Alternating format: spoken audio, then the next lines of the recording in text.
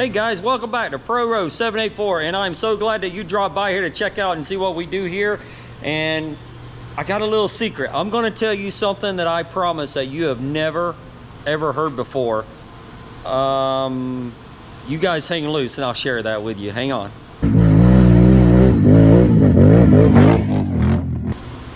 Hey guys, thanks for dropping by here. Today's going to be a short video. I'm just going to share with you a little bit about what we've been doing here. We've been a little bit busy, and as you guys well know, we've had some mud races, and that's been keeping us very, very busy. But I'm going to share a few things with you, what's going on here in the shop today. Got the Renegades here, got a race car. CJ has Prius cars here. Got the motorhome out, and got it all dressed up, ready to go. Put some brake pads on it so we can get the Camp Coker. And other than that, we've just been hanging out. So anyway, I wanted to catch you up on what we're doing. Brandon's not here. I'm in the shop by myself this afternoon. A little bit warm down here. We got a little bit of a cold front coming through tomorrow, so hopefully that makes us feel a little bit better. But we did, hey, listen, we had a race this past weekend. Brandon will catch up on some of the race reports from the past couple of races. I think I've left you guys out, and I apologize for that. Brandon's really hard to sit down and catch most of the time. And there again, it's not my race report, it's Brandon's. And I would rather you guys hear it from him of what went on. We've been very fortunate, and Brandon's won the last 2 rounds of GNCC, and we're very, very excited for that, okay? This coming up weekend, we got Camp Coker. So I'm gonna share with you,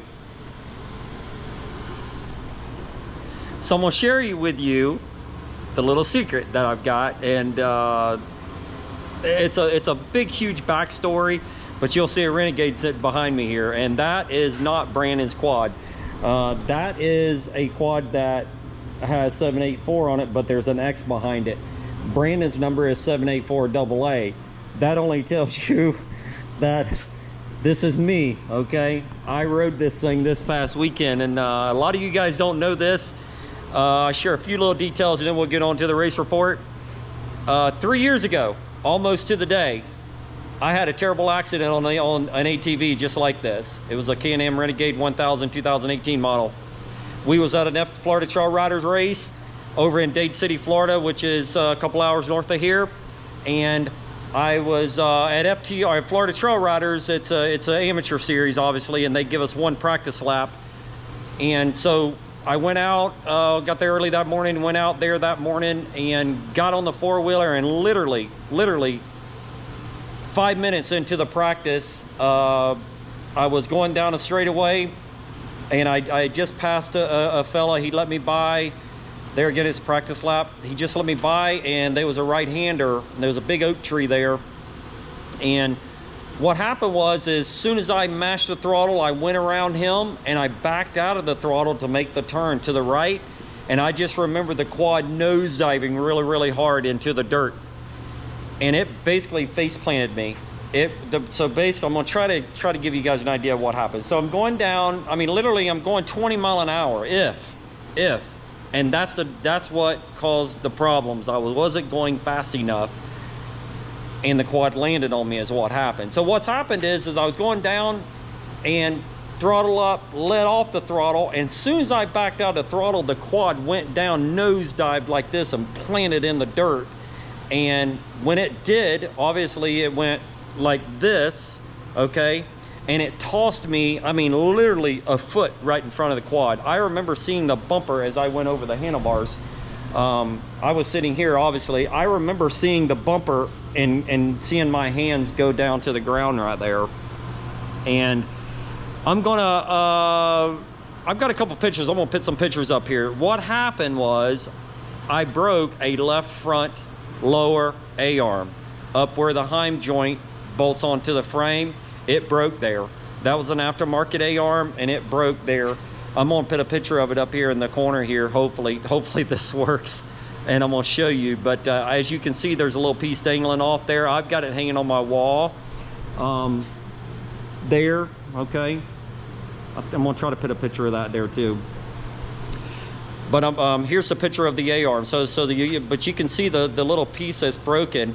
What happened was, when that piece broke, basically it face planted the quad, and when it did, it threw me in front of it, and the rear end of the quad just come down and smashed my head.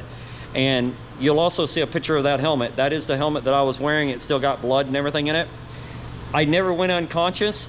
It basically, the quad landed on me. I remember I was underneath the quad, upside down, and the tires were spinning. I remember that, and I shimmied out. By the time I shimmied out, there was somebody there that I remember grabbed the quad and flipped it back over and got it back on its wheels. And the quad was still running. I was still tethered to it. Obviously, it didn't throw me far enough away from it to get me disconnected. So it essentially threw me right in front of the ATV, and it was still running.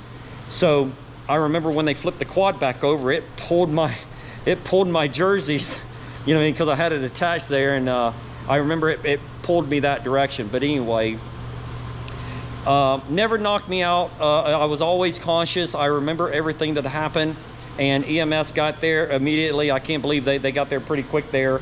And Donnie Richardson is our head EMT up there at Florida Trail Ride. Good people. Appreciate everything they do for us. And I remember looking at him, and he pulled my helmet off and asked me a few things, and I'm like, yeah, everything's cool. I just don't know what the hell happened. I felt like a fighter that had been hit, and then you know how they're looking around, they're dazed around. That's the way I felt. I've never been hit that hard, but anyway. So what happened, I remember feeling my face. I had blood coming down my nose. I remember looking down. I'm like, what the hell? And so what was happening was I was bleeding out of my mouth and my nose and all that kind of stuff. And Donnie, I went, Donnie, is there something? He said, don't touch it. And I remember him saying, don't touch it. And so he said, let's go to EMS. I said, no, you take me to my wife. We'll go to my wife, and then I'll decide whether I want to go to EMS. At this point, I'm thinking, it's okay, no problem. And got up there to Karen, and by the time that I rode the little ambulance thing they got, the little gator or whatever the hell that is. By the time I go over there, I mean, I literally couldn't see. I was dizzy and couldn't stand up, so they set me down. Of course, then, you know, Donnie's like, then there was another thing, an interesting thing, another fella had broke his leg at the same time at another place on the racetrack. So anyway, he said he was going to come back because I was refusing to go to EMS at that point. I remember Chuck Piper Jr. coming up to me, and he is a firefighter down in Sebring. He come up to me, and I remember him shoving the helmet up underneath my face. I was kneeled down on the ground, and he shoved the helmet up underneath my face. He said, look, the helmet's broke in several places or whatever. It cracked my helmet. That is my helmet that I was wearing. He said, you need to go to the hospital. So, and I was still disoriented, and I was going downhill really fast. What was happening was, now I know that my brain was swelling up. Okay, and essentially what happened was, another 15 minutes, it was lights out for me. It put me to sleep because my brain was swelling up, and I was going in and out, and finally I went out. And I did. So I remember vaguely a few things. I remember them carrying me and putting me in the truck, and I got in the truck, and I remember I was vomiting because I was bleeding, you know, out my nose and my mouth and that kind of stuff.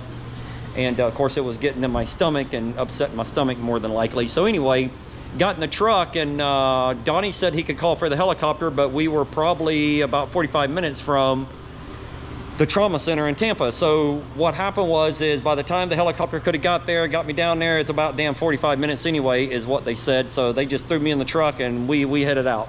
And I remember asking Brandon drove, Mom was with us, girlfriend Kyla was with us. And I remember asking Brandon at one point, how far are we away? He says 5 minutes. That is the last thing that I remember of anything. And that, let's see, that was probably about 10 o'clock in the morning, 10:15, somewhere in that area, okay? And so I don't remember anything after that conversation. I don't remember how I got out of the truck. I'm sorry, I do remember. So I do remember one thing. I had a bright yellow uniform on, as you just saw my helmet, because I wanted, I've always wanted to wear bright stuff because of my wife. My wife worries about me a lot, and I want her to be able to see and notice that it's me when I'm wearing bright colors. So Brandon also, as you've noticed, he wears bright colors because of reasons like that. So, but I do remember vaguely when I was on a stretcher and a lady says, "Oh, those are some nice looking pants or whatever. Do you want us to cut them off or do you want to pull them off?" I remember her asking me that, and I can't remember what the hell I said, but I remember her telling me that or asking me that. Of course, I never got them back. I don't know what they probably cut the hell, and they probably cut them off and threw them away. That's fine. So anyway, this was, so this had to be, my guess is the accident was around 10:15. I probably need to sit down. I'm getting you guys dizzy. I'm gonna try to keep it short and sweet as much as I can. It's a story that's changed my entire life, okay? And I'll try to catch you guys up as much as I can. I hope I'm not rambling, but it really means a lot to me, and it changed everything, okay? So this was, so it had to be, what are we talking, 11:30 time we got to the hospital and they got me in there or whatever. There's some other stuff that Karen did. They took me back, wouldn't let my wife come in. But remember, this was all during COVID, and they wouldn't let anybody come in and see you or nothing like that because of all the BS going on with COVID.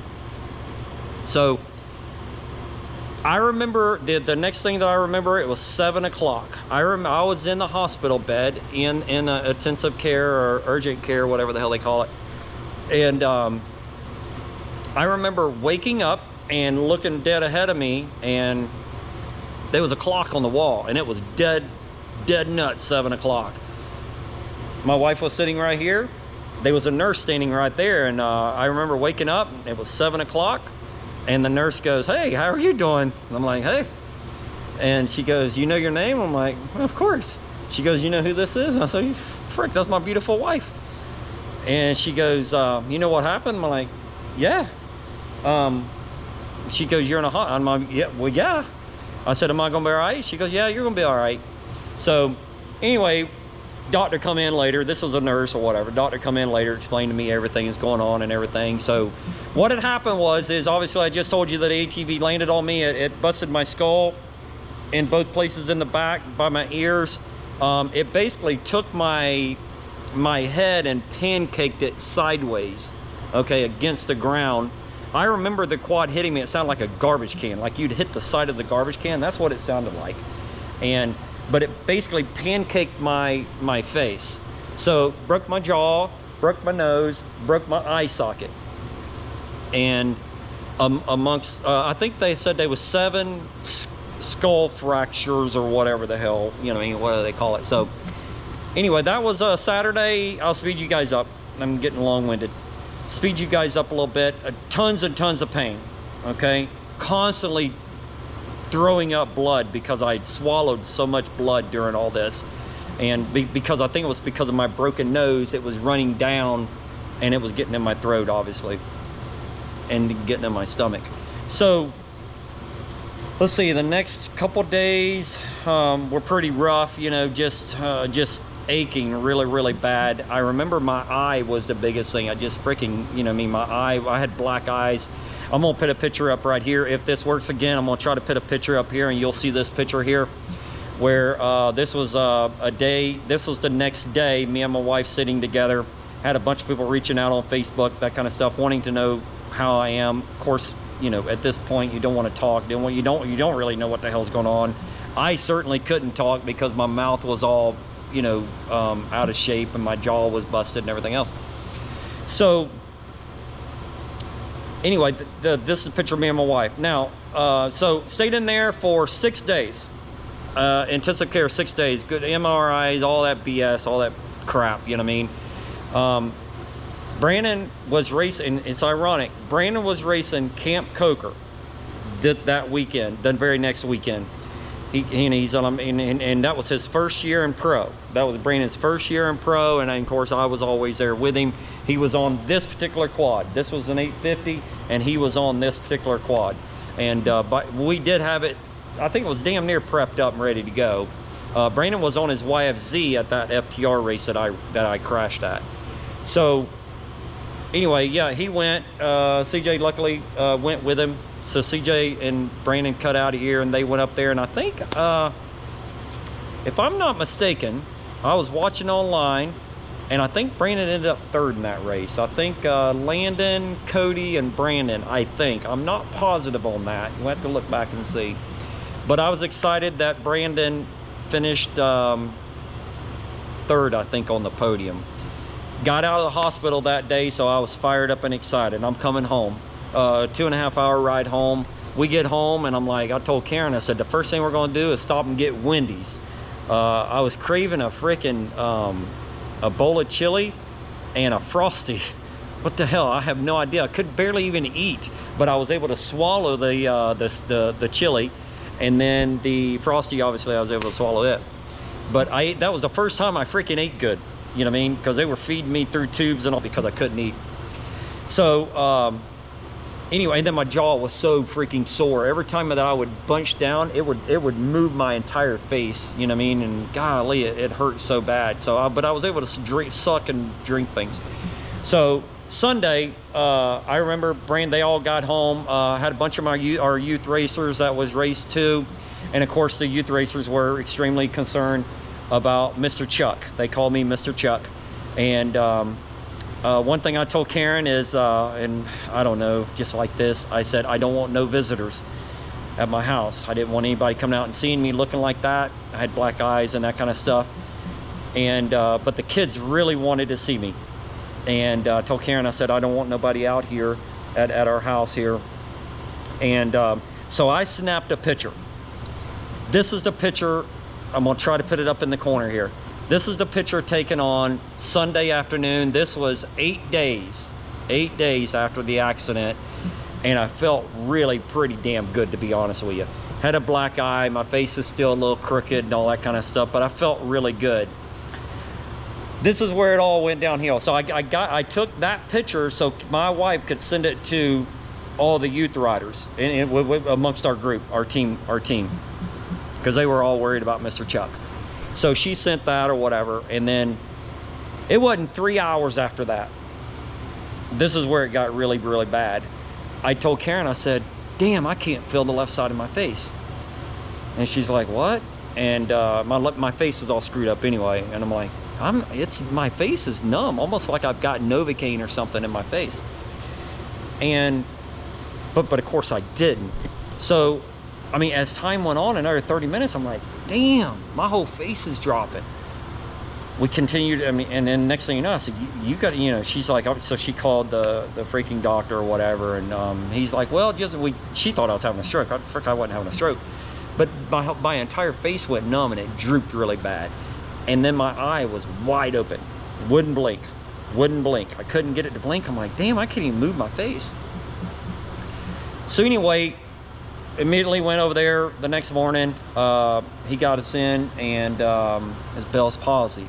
I don't know if you guys know what Bell's palsy is. Bell's palsy, and I never even heard that word before. Bell's palsy is a nerve, let's see, where your nerves get damaged or whatever, and basically it's your nervous system in your face. So basically this side of your brain operates this side of the face. This side of the brain operates this side of the face. Well, I got smashed over here, bruised this side, so this entire side went limp, right? Drooped down, eye big. So then I had to go see the eye specialist, the same guy that saw me in the hospital that did all the MRI stuff behind my eye, because it pricked up my eye socket and all that stuff. So did another MRI, this, that, and the other. He was concerned that I was going to lose my eye because, and you can still see sometimes my face doesn't operate very well because I got nerve damage still in my face. So he looked at her, whatever. Of course, it's Bell's palsy, and come to find out, there's freaking nothing to do for Bell's palsy except one thing. There's like a concoction of pills that they give you for like 5 or 6 days or whatever the hell in a row. You take 7 today, you take 6 tomorrow, you take 5 the next day, and then all down to 1 pill left. And damn, at the end of the week, I'm like, damn, I'm feeling better. You know, my eye's starting to work a little bit. Went back to the oh hell, I can't even think of the guys, the people. It's the brain people over there. Neurologist, that's what it is. My nerve guy. And I'm like, damn, that worked good. Give me another dose of that. I'd like to have another 7 days. He said, He said, you only get one time. And I remember, I'm like, what do you mean one time? He said, that's it, brother. He said, all this is just to try to wake your nerves back up. Unfortunately, it did, but your nerves are still asleep, and your brain is basically healing itself, putting the nerves to sleep is what was happening. Okay, what's up now? He said, you're going to go home and you're going to sit in the dark. And I'm like, what do you mean go home and sit in the dark? And he said, you're going to go home, sit in the dark, you're going to heal up. You just had a brain injury that should have killed you. I got people that come in here all the time that it gets killed by the same injury that you had. He said, you're lucky, go home, stay in the dark. Okay, that hit home when he said that. And I knew he was pretty serious about it. So obviously come home, you know, this is the second week. So we would go over there every Monday. So he wanted to see me every Monday, along with an ear doctor and the freaking eye doctor. There was all kinds of people over there. So we'd go over there and see all these guys. I got to stand up. So went over there the following week. How you doing? Everything's fine. I just can't freaking see. Got my eye all patched up, you know, and this eye over here is all screwed up. I can't see any freaking way. Can't go anywhere. Haven't been anywhere all week long. The other important thing to tell you is my eyesight was crossed. If you guys ever had Bell's palsy, you know somebody's got Bell's palsy, you'll understand. My eyes would cross. So anything that I would see beyond 5 foot, it would cross and it would get bigger. So because there again, my brain was trying to make my eyes do all kinds of stuff. So that was the worst thing. So I had to walk behind my wife when we'd go to the doctor hanging on to her shirt tail like we did back when we was in kindergarten, right? And so I remember going in there. This was probably, and there's nothing, I was taking no medicine, no nothing. I'm not a pill guy anyway, but I wasn't taking anything. I didn't even feel bad. I mean, it wasn't hurting at this point. And my black eye had subsided a little bit and that kind of stuff, but my eyes were still crossed. So anyway, the eye doctor subscribed me with what they call prism glasses. Prism glasses are basically, basically what it is. It's a triangle and it deflects your vision to make your vision go straight. Well, yeah, that worked for a little bit, but that'd screw you up because I was healing. So that first day, oh hell yeah, it's good, but yeah, it all went downhill south quick. Within the first week, I couldn't use them. It was really screwing my vision up. So that ended that. Now we're about 4 weeks in, something like that. Things are getting a little better. Staying inside, but it's about time where vacation's over and I'm ready to go to work. You know how it is, you know. Can't watch any television. I couldn't see. Beyond 5 foot, I couldn't see. Spent a lot of time on my telephone. I'm gonna speed you guys up and I'm gonna try to finish this video up right quick. This is where you two come along. I'm into excavation. I've done that all my life. I like moving dirt, clearing the ground, that kind of stuff. I like doing driveway work, culvert work. I like doing drain work, that kind of stuff. And I still have some of that equipment. So I got into watching YouTube, and I'd watch YouTube from the time I got up to the time I'd go to bed because there was nothing else to do. So started watching YouTube and I'm like, damn, there's guys out there that are just videotaping themselves of what they do on a daily basis. And I like the raw material. The reason why you see my channel here, I don't understand how to do any of that crap, but I like it raw. I mean, I like people making mistakes and I like seeing them stutter, and it's real. That's what I've always liked. So I found a couple of guys I really freaking liked and got hooked up with them. And then I got into barbecuing because my responsibility, after a point in time, my vision got a little bit better. I would have to, or I wouldn't have to, I'd want to. And I got into barbecuing, and I would have supper and dinner made for my beautiful wife and Brandon at the time. He lived here. At 5 o'clock, they would come home every day at 5 o'clock, and I'd have supper done. And Terry Hancock, one of my good friends of mine, bought me a smoker during this time. The first week that I got in my accident, he had a smoker delivered out here, and that's another story I'll tell you another day. Good dude. That changed my life too, because I got into smoking and you know, smoking meat and chicken and beef and all that kind of stuff, and got freaking pretty good at it. Still pretty good at it. Just don't have enough time to do it anymore, and much of what I used to, obviously. So But anyway, that's what I would do every day. And then got a little bit better, you know, to go back to the doctor every Monday, and the guys would be like, yeah, everything's looking good. My eye was looking better. And then he says, all right, you can go outside now and go out in the sun a little bit at a time, but I want you to wear a patch. Okay, so here's another picture of me wearing a patch. This is me out in the shop. This is the first day that I come outside, and I literally work in a month and a half, maybe 2 months, I don't know, something like that. 6-7 weeks. And this is me in my shop, in this shop that I'm standing in right now. And I decided that I was going to work here at home. Very, very easy. I promised my beautiful wife that I would work easy, and that whenever I would get tired, I would go inside, and she would call me and worry about me, and I would try to call. And so anyway, but that was therapy for me. Getting out of there and coming out here and working. By this time, I had got that patch, got another set of glasses where I could just see out of the one eye, so it wasn't screwing up my vision. I only had one eye that was working. And I started working on golf carts. So I was building golf carts out here a little at a time. And then Brandon would come and help me and finish and all that kind of stuff. But that's basically how I got back going.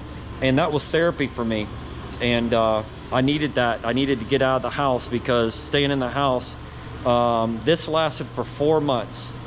4 months before my vision got to where, I'm gonna tell you another thing. I'm a grown man. That was 3 years ago, so I was 47 years old.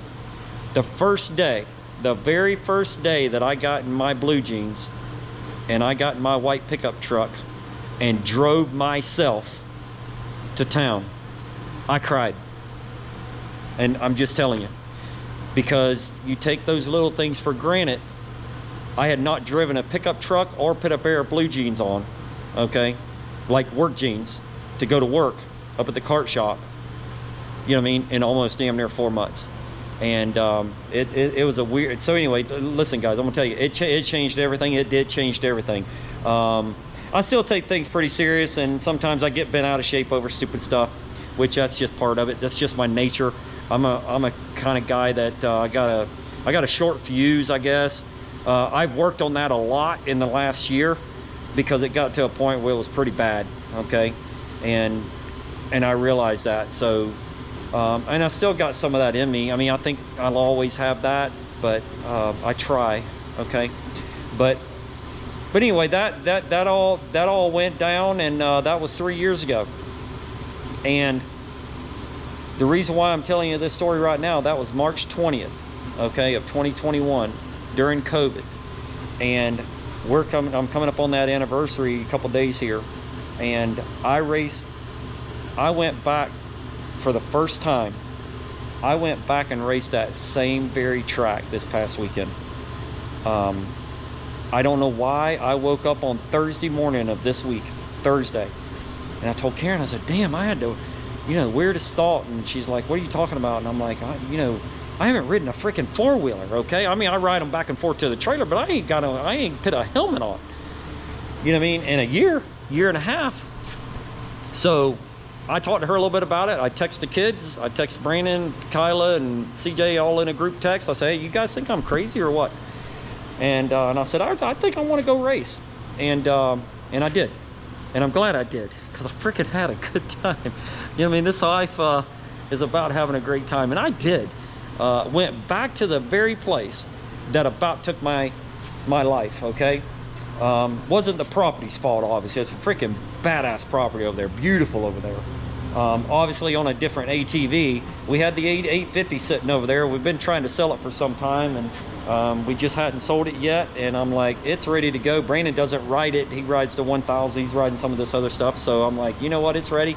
So that's what I did. So I went over there, and man, I had a great time. I went out, I put my helmet on, and I had to borrow all of Brandon's stuff, because I don't have none of that stuff. And went out for the practice lap, and the same exact time and the same exact way that I did 3 years ago. And I remember going out on the track, and of course, we go through these things the best we can, and it was just a part failure that happened. Damn, I had a good time, man. I come back after practice and I was smiling. I freaking loved it. and you know, it wasn't fast, but I did promise my wife and the kids that just gonna go out there and ride. I'm not going to get over my head. And there was one little thing out there. There was what they call an easy hard. I got a video of it. I'm probably not going to put it in this video because I've freaking talked way too long. I'm not sure how many minutes I've been talking. But I got GoPro footage of my race, and I will post it. Okay, I'll do some editing and that kind of stuff with it. But there was an easy hard, and the hard, obviously we don't have, but there was a big ass pile of dirt. I'm talking about I don't know, you know, 50 foot in the air, okay, something. But it had a face to it like this, and then you get on the flat, and then there's another one. So I did that in practice. I'm like, well, you know what, you're a Renegade 4x4, I can climb anything. Well, I didn't realize that damn thing was straight up in the air. I did it, but it was sketchier than hell. So I'm like, yeah, I don't think I'm gonna do that during the race. You know, I'm here to have fun. So we talked amongst all of us utility guys. There's, you know, all them guys are all pretty much my age, and we all have a freaking good time. Jason Lyons is wearing us out, you know, but he wins mostly all the races down here. Good dude, and good people. There's some good people that race these things down here. Good group of guys. And but we're all old, you know what I mean? We're all old farts and been doing it forever. So I told them, I said, listen, I'm not going to do it. And none of them like doing it either. But you know, some of those fast guys, I had to do it because they're fast. I'm not there, okay? So anyway, I did not do that during the race because there again, I'm out here to have fun and have a good time, and I'm glad I did. Did not have to put their quad in reverse one time and did not hit anything, and had a great time. So pretty excited. And will I do it again? Yeah, probably. Be some time though. You know, I really need to ride a little bit, and but I'll be honest with you, I wasn't even sore. You know, I'm still not even sore. This is a couple 3 days later, and I'm not even sore after the race or anything, you know. And I felt good after the race. I'll put this picture here up. This is me and Brandon standing after the race. Now you see how Brandon's hunched over the ATV? His arms were pumped up. He looked like he lost power steering 3 miles into that 2-hour race. Or it wasn't a 2-hour race, they're like an hour and a half for them. He lost power steering. Oh my, on this quad right here. On that one right there. Oh my goodness. He manhandled that crackerjack, okay? So you see me standing there. I'm clean as a whistle. I feel good, man. You know what I mean? It could have went another couple laps. Although, I'm not on pace. You know what I mean? I'm slower than hell. So that may be some of it too. So anyway, all right guys, that's my story. I'm gonna get out of here because I know I've been freaking rambling alone. Got the air conditioner running, got the fan going. I don't even know if the back noise, some of the noise in the background, but I'm not gonna freaking edit none of this. We're gonna let this ride out, and you guys are gonna see it raw just like I just said it. Hopefully it somewhat explains some of the way. Oh, I got off on a freaking tangent on the damn excavation. So that's how all this started with the YouTube stuff. I got to where I was watching YouTube every day, and I'm like, damn. You know, at that time there was nobody really, you know, documenting the ATV racing besides just putting the races and having videos of races. I wanted to actually do shop videos and vlogging on the sideline, that kind of stuff, because that was the kind of stuff that interests me, instead of just, you know, riding and watching somebody ride the ATV, which I do a lot of that now, don't get me wrong, okay? I apologize for that, just because we don't freaking record enough out here in the shop. But I'm like, when I get better, I want a GoPro. And I'm gonna bring his name up again. Terry Hancock and Chris Wilson. They both bought me GoPro 10s so I can start YouTubing, and I still appreciate that. And I still, and this is 11 here I'm videoed, but I still got my 10s. I need to update them though. But that's how this all started. That's how the Pro Row 784 started. Is basically I said, you know, when I get better, I'm not a very good speaker. I don't like, you know, I'm not professional, but I don't shit about professional. I don't like watching that. You know, I don't like all the editing and all that kind of stuff some of the people do. I like it raw, and that's what I said. So Brandon was his first year in pro, and I'm like, dang it, I'm gonna do some of that. You guys go watch some of our first videos. You'll see a lot of mistakes made and all that kind of stuff, but who cares, you know, right? So it's just you know, it's just this is real. This is the way we are. And but anyway, that's how the Pro Row 784 started, is because I was watching a lot of YouTube videos and I'm like, I want to document, because there's going to become a day where I'm not here and my grandchildren will be here, and maybe not, you know, their children will never get to meet me. So that's the reason why that I had chosen to do it. And I just want to document, because we all know this ATV racing is not forever. Brandon is 22 years old, and you know, it gets to a point where there's a few guys that are doing it, you know, McGill and Borish and all those guys. I understand that. But for the most part, you know, it doesn't last forever. So these are all memories that we're creating, and I wanted to document them, and that's the reason why we started the channel. And I was really gung-ho at it when we first started, and then I tapered off, and now I've got to where I'm so damn lazy I don't do it anymore. We do a lot of work. I don't take time to pick up the camera and record. And I know a lot of you guys like to watch shop videos, and we work out here, man, all the time. I'm out here every night working, or either every morning, sometimes both. And but I just don't pick up the camera. But I'm gonna try to do a little bit better for that for y'all. I know I keep saying that, but I really do enjoy it. As you can see that I'm sitting here talking, I'm smiling like crazier than hell, right? Because I really do it, okay? But anyway, just passionate about what we do and what we're doing and that kind of stuff. I'm happy to see Brandon living out his dream as a young boy. He started at 5 years old, and this is all he's ever wanted to do. And I'm excited to watch that. And Mom and I get to be able to take the RV and go up the road and hang out with it. And listen, dude. This past weekend, I got another friend of mine, Mike Tringo. I went over and talked to him before the race the other day, and he said, man, good to see you out here. And we hugged each other and all that. He's a GNCC racer. He races for Ryan and Robert at BNR. And but anyway, he said, you run? I'm like, yeah, man, I'm gonna try it. You know, it's been 3 years or whatever. And he went into his trailer, come back with a piece of duct tape. And here's a picture of the duct tape. So he wanted me to put this on my flex bars on my four-wheeler. Mike Tringo, if you guys don't know him, he's probably one of the most fun guys you'll ever meet in your life. All about fun.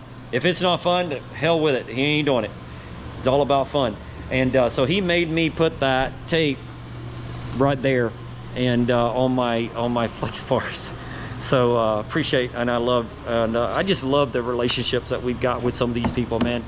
Everybody's unique, including myself, you know what I mean? And that's what I like about it. You know, every person on this earth is just unique. They're a little different. So, all right, did I talk enough for you guys? You want me to keep going? Nah, I can't do that. I got to get going. I guarantee you that beautiful girl in there's probably got supper made by now, I'm sure. So I got to get going. And if you guys stuck around this long, you guys are freaking troopers. I can guarantee you that. And I appreciate that. Appreciate that. But all right, race videos coming out. We got a little bit of footage of the Florida race, muddier than hell. Brandon, he won that race in Georgia. Didn't even put a GoPro on. Hell no, that place was nasty. We picked GoPros on Brandon and myself for Florida Trail Riders this weekend. Got a little bit of footage of both of them. Brandon's is boring in hell because Hunter Hart won the race. Brandon ran second. Both of them got decent starts, and they're out by themselves. They don't pass hardly anybody until the end there. Okay, so his race is boring in hell. All he's doing is just running through the woods and pasture and everything. Mine's a little better. I think I got like a 7th or 8th place start, and anyway, I'm not going to tell you guys how it all ended up because I want you to watch the video. But I'm going to try to put some of that stuff together here in the next few days. All right, guys, appreciate it. Hey, I love you guys. All right, I really do. And I'm excited to see you guys. And if I see you this weekend, you guys make sure you come up and see me. And I just appreciate you guys stopping by and listening to my story and how it all come about and where we're at. And I promise you guys, gonna try to do some more. Just got to get after it. So, all right, as always, guys, let's see, what do they say? Like, comment, and share. I used to say that on every video. You guys do whatever the hell you want to. But I just appreciate you coming by and listening. All right, we'll see you guys. Thank you.